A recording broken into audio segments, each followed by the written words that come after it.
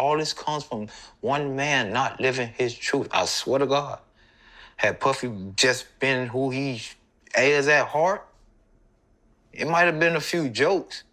We joked about RuPaul. He's still a boss. You get what I'm saying? In the dim light, in the spotlight, in the dim light, in the spotlight, in the dim light, in the spotlight, in the dim light, in the spotlight, in the dim light, in the dim light, in the dim light, in the dim light. Whoo, child. The tea is popping, popping, popping. Over the weekend, I listened to pieces of this interview with Freddy P on the Art of Dialogue. I listened to the whole thing yesterday. It's 17 minutes. I do recommend going to the Art of Dialogue channel, listening to that whole interview with Freddy P. I think Freddy offers some of the sharpest critiques for the Diddy situation and some valid reasons of why some of this is happening. And we're gonna get into some of that. And you know, he spills a few things and reveals some secrets. I'm not gonna play all the clips from it. I'm gonna play some of the things that stuck out to me that I would like to have a conversation about and get y'all opinion about, you know, in the comments and stuff and what you think. But just to back up a little bit with Freddie P, if you remember who Freddie P is, he was in Diddy's Making the Band in season 2 with the band that had Babs and Ness and Choppa and Dylon and Sarah and had Freddie there. As we love this group, like some me and my closest friends, we used to love this Making the Band series, and this was one of our favorite ones. We used to play this album out, and yeah, it was a great ride. And you think about back then, whenever you're watching it, you know, this is when the famous cheesecake scene when he goes and makes them get the cheesecake and everything. Whenever you're watching it at that time, all those years ago, back in the early 2000s, you're like, oh, this is crazy. He's doing a lot, but it was great TV, you know, for that entertainment value. Now with everything coming out with Diddy, you see how this is more part of a problematic pattern that was going on in Diddy's world, allegedly. But there's video evidence, you know, with shows like this of what was happening. But Freddie P has been vocal out with Diddy, and as far as some of his sharp criticism for Diddy, you know, a couple years ago he went to Instagram talking about how Diddy is the main reason why he hates life. He talks about how he contemplated suicide and all these things. He goes into the financial issues that Diddy has caused. And in April on the Art of Dialogue, he also revealed why he left the band. And it was all because of a threat. He was saying that, you know, he was all wound up and stuff one day in the studio. Him and Diddy got into it. And Diddy threatened to buy up his whole block, you know, buy up all the houses. He said, I cut all the lights out and pretty much you'll get popped every time you walk out of the house. And that kind of frightened Freddie a little bit. And he sat there and started thinking about it. And like, really, this man buying up my whole block. And it was like a legit threat going on. And he even talks about how he even thought about taking Diddy's life and all these things, you know, with Freddie always referencing being from the streets and Diddy, you know, he gets into Diddy saying you're not from that same street life, but you're putting on, and we're going to get into some of that with what he had to say on this interview with the Art of Dialogue. But he did reveal that threat that Diddy made, and we know based on these lawsuits, threats are not uncommon to Diddy. But one thing that he gets at, and where I want to start off with, and I'm going to play about 5 minutes, and I'm not playing the clips in order of how it goes in the interview, but I'm playing it in the order that makes sense for me and the way that I want to have this conversation. He gets into this idea of Diddy running from the truth. And all this is happening because Diddy can't be who he truly is. And that really had me thinking this weekend about how much that might be accurate. And one of my friends was watching the Aaron Hernandez story. If you remember Aaron Hernandez, that had played, was a tight end with the New England Patriots, and you know you got to know the murders and taking his life and stuff and all these things. Yeah, we know that road it went down, but it was this road of a hidden sexuality that kind of played his life too, that had a role. And Freddie's kind of making, not saying he's comparing them to Aaron Hernandez. I just made that comparison, but he is also talking about how Diddy dealt with a lot of these same things. They made me think of that Aaron Hernandez situation and just how much you hide from being who you really are. And I kind of I want to see what y'all think about that and his perspective of what he has to say. But let's jump right into it. Let's jump right into hearing from Freddie himself, talking about first this idea of the truth. And along with that idea of the truth and running from it, he goes into how Diddy's able to manipulate people and use people to get what he wants in the end. And, and people being forced with these situations and how they may fall prey to manipulation in terms of Diddy. All right. So, with that said, let's jump into it.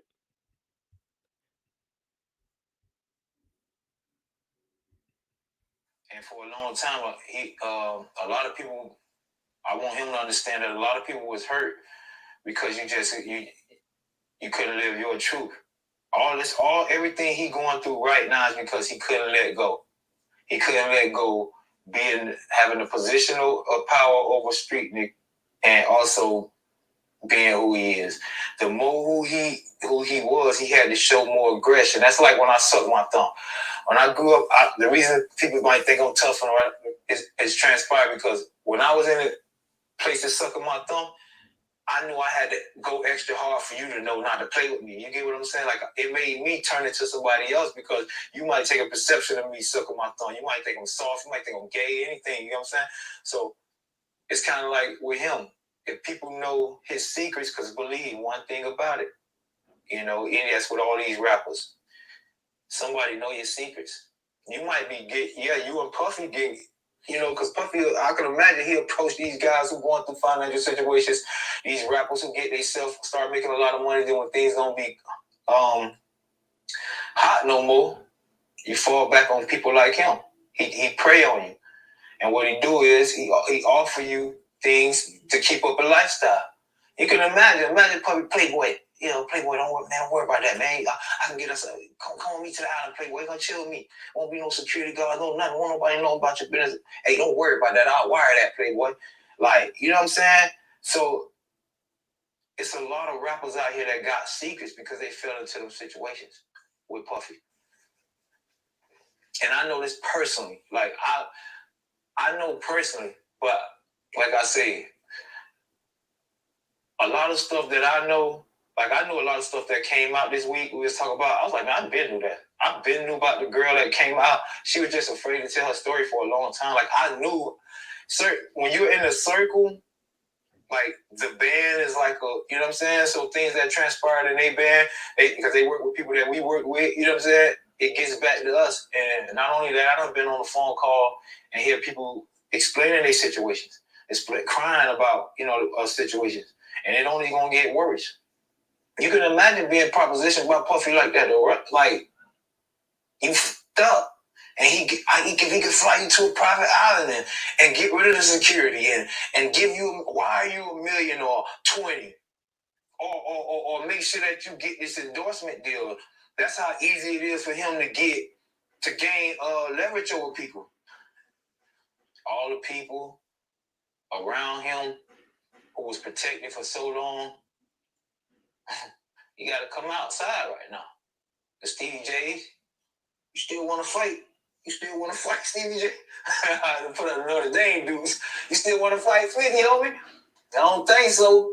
Now, y'all, you know what I'm saying? And that's why, back to what I was saying about, that's why they act so tough. They act so tough because they know there's whispers about them. So when I see you in person, I got to show you, you up, I'm a gangster, I'm this and that. That's an act, man. Real gangster can see through all that shit. All I say is Puffy should have just lived his life, man. You still could have been on top of the world, enjoy it. It's a world full of love. What's wrong with you living in a world full of love? Even if you loving men, you full of love, bro.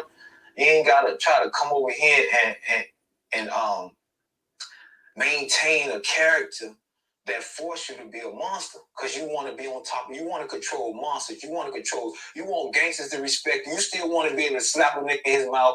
You can't do both. You can't do both. You can't be a gangster. You can't be Omar from the wire, bro. Like, you're not that. And it backfired on my boy. Let me tell you what Puffy was. And what a lot of them is, they mediators, what they call them mediators, right? Where you gotta go, they go betweens. So you got the Leos who scared to approach the thugs like that. But Diddy from that world, so I could intermediate. I could get percentages from negotiating and making his deal. But you got to give up that butt. You got to give up that butt and royalties. And I can change your family life. You know why? Because he had to give up that butt. People don't understand. That's the reason. That's the reason Puffy don't want to give nobody, any artist he deal with, he tell you, I'm making it hard for you. I had to do this. He wants you to endure it. He endured. And I feel bad in a sense because he was only trying to feed his family. You get what I'm saying? And he became a victim, and they turned him into a monster just trying to hide his own secrets and not living his truth. And now he in prison just from all this comes from one man not living his truth. I swear to God. Had Puffy just been who he is at heart, it might have been a few jokes. We joked about RuPaul. He's still a boss. You get what I'm saying? I feel bad for the people that got hurt trying to hide his secrets. All the people that have been victimized, all the people that have been put under the influence so they don't remember certain things because of who he is. And as long as you're under the influence, it ruins your credibility of speaking about anything. So I can understand why he probably kept drugs in the party. You get what I'm saying? All this behavior falls in line behind one thing, trying to hide secrets. So now you got to use this to cover that. And now this makes you cover for that. And it's just going to get worse and worse and worse and worse and worse and worse. It never stops. It's a cycle. A lot of stuff. All right, we're going to pause it there. Man, that just makes me think about so much right there, just in especially in that end part there. And I thought his comparison to RuPaul was kind of like spot on with doing that. Like, people who are able to live in their authentic selves and don't care what the world, thinks. It's like, yeah, it may be hard to deal with, but I'm still gonna be who I am, and they come out being a boss at the end, versus someone not doing that, becoming a boss, but doing it all in the wrong ways. And you see now the chickens are coming home to roost. But this idea, if one thing it makes me think about is like, yeah, I wonder what happened to Diddy coming up. And we know the music industry is legendary for abuse, legendary for producers having their way, taking advantage, and doing things. I'm watching Monsters right now on Netflix, the Menendez brothers story. And the allegations there, even about how the father, I believe it's RCA that he was over or something. But yeah, even in the stories that have come out with him, we know the stories from the series and how he was allegedly messing with his own kids.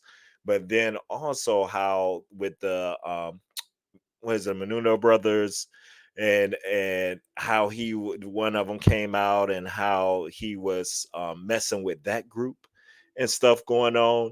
We know just all famous. So you could think of so many different stories within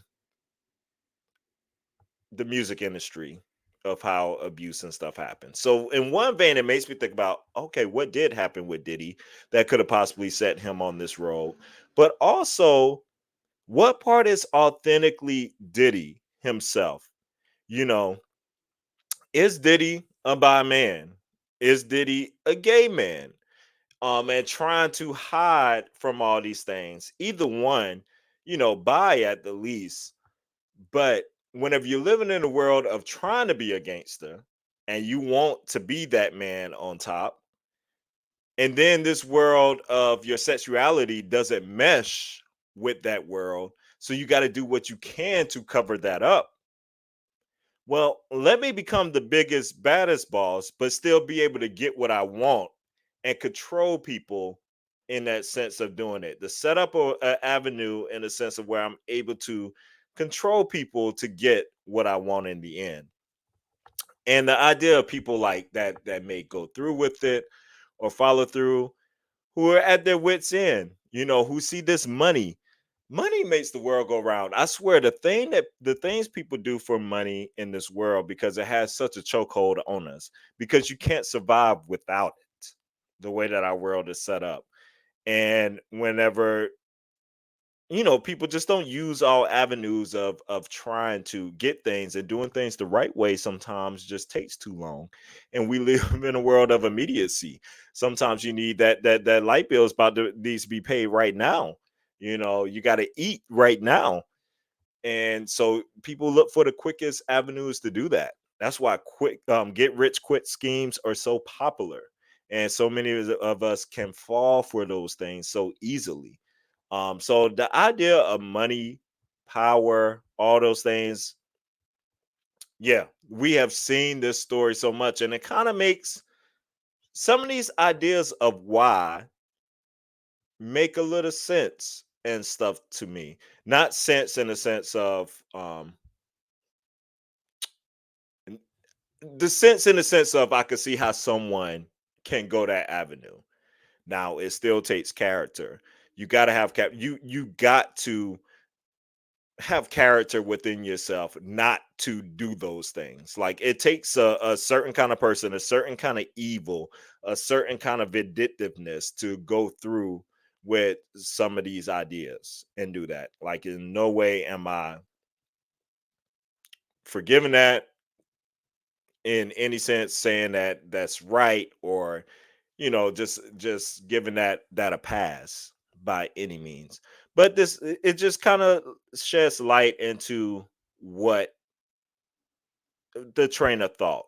And it really gets me down that road of what happened to Diddy, or did anything happen to Diddy, to start going down this avenue of power and control. He gets into Stevie J too. There, you heard him mention the Stevie J. He talks about Stevie J in another clip too, and just this fake gangster kind of role that Stevie J plays, and all these other people around him.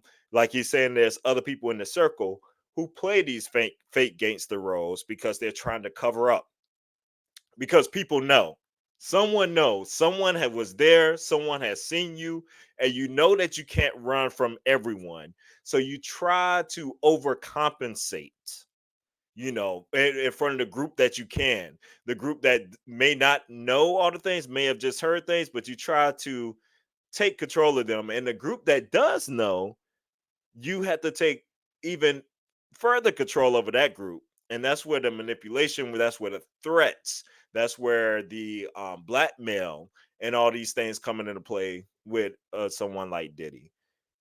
And it makes total sense of trying to cover up just who you are.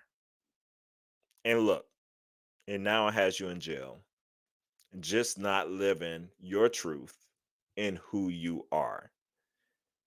And I think it is really profound for what Freddie articulated there and stuff. And I tend to agree. All this is speculation, but on Freddie, like he says he knows things. He knows for sure. In other clips, he goes in and talks about like how the stuff that he knows for sure, for certain, and about Diddy assaulting many men, and stuff, and just it being the norm, and Diddy being a monster in real life. That creation of a character becomes a real life character. You become that created monster that you started in your mind, and it's all about covering up. Because once you cover up one thing, once you lie one time, you got to lie again to cover up that lie, and then it keeps snowballing. And then the drugs, once you mix in the drugs, the drinking, the all this and that, I mean, it's just all kind of avenues that everything can go. I just thought that was a fascinating point, right there. Um, Also, he goes on to talk about. I'm gonna play a little piece here at the end where he goes on to talk about the Netflix documentary that's coming out. Now, I don't know if he's talking about a different rapper other than 50 Cent, because we all know like 50 Cent is coming out with a Netflix docuseries, and I don't know why he wouldn't have said his name if that's the case, or if he's talking about somebody else. I don't know. We'll see what y'all think, but let's see what he had to say about what's coming down the road for Diddy here.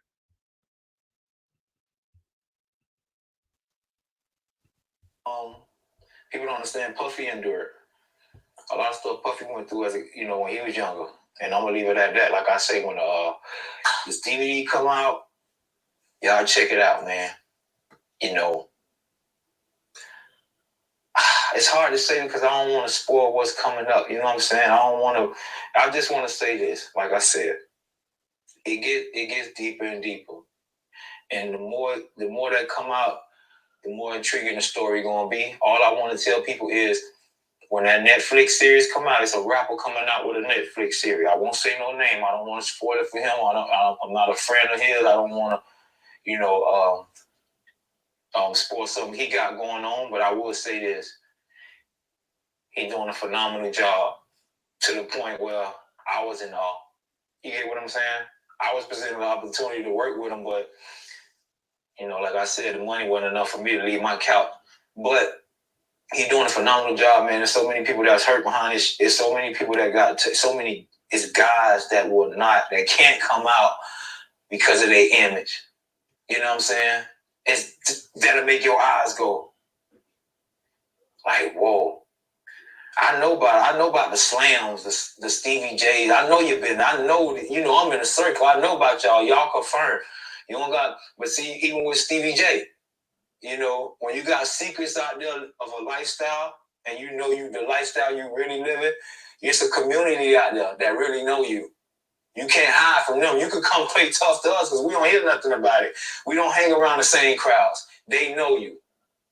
They know what you and Puffy was going on, not just Stevie J. I'm just saying anybody. If you're in that community and you trying to hide something, you can hide it from the street dudes and the thugs but they know you.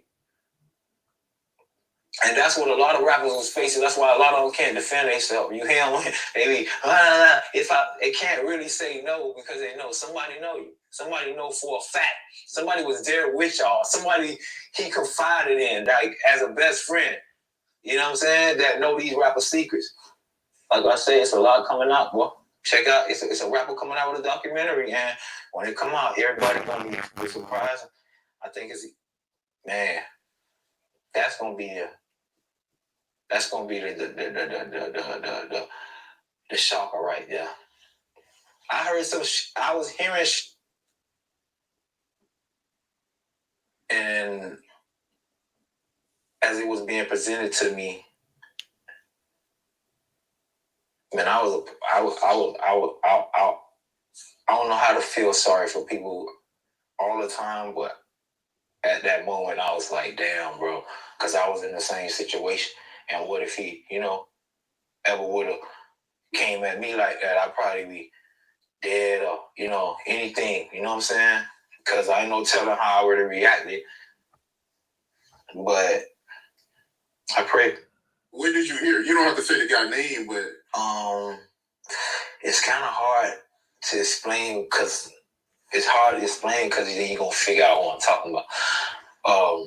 But I was also on the phone with somebody, right? And we was discussing, and he was telling me, I was like, that nigga don't like you. He hated your guts, and y'all became better friends. He said, man, I want to tell you something, man. He said, I never told nobody this because it ain't my motherfucking business. He was like, I'm just trying to feed my motherfucking kids. And he was like, man, such and such, one night, I remember when we was full, I'm like, yeah, he's like, man, somebody had wanted me to go, deliver a message. It was important. Like, I had to do it. And I kept telling the person that Puffy busy. It's like, oh, he need to go tell him right now.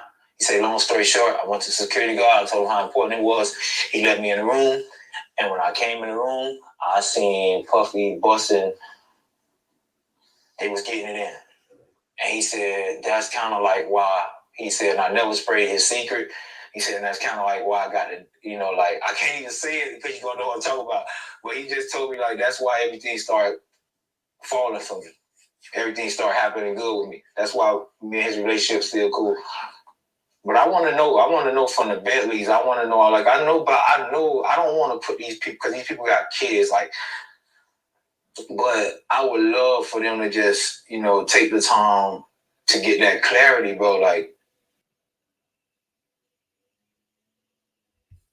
All right. We would love to hear from the Bentleys too.